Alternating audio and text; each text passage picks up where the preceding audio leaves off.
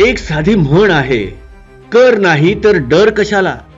हे सांगण्याचं कारण म्हणजे उद्धव ठाकरे यांच्या बॅग्स हेलिपॅडवर चेक केल्या गेल्या आणि त्यावेळी उद्धव ठाकरे यांना आलेला राग सगळ्या महाराष्ट्राने पाहिला.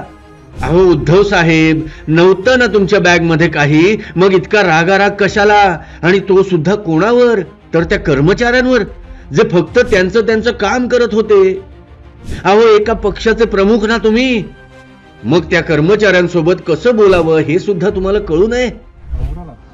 बॅग उघडली तर हे उघडायला काय उघडायचं ते उघडा, नंतर मी उघडतो तुम्हाला. तुझं काय रे कॅमेरा दादा, तुझं नाव काय सांग ना. माझं नाव उद्धव ठाकरे, तुझं नाव काय? त्यांची नावं विचारून, त्यांचे व्हिडिओ काढून आणि त्यांना अरेरावीची भाषा वापरून तुम्ही काय मिळवलं हे तरी स्पष्ट करा. असे पब्लिसिटी स्टंट करून मतं मिळतील, सहानुभूती मिळेल असं जर तुम्हाला वाटत असेल तर तो भ्रम आहे, लक्षात ठेवा. आणि तो भ्रमाचा भोपळा ही महाराष्ट्राची जनता 20 तारखेला नक्की फोडेल.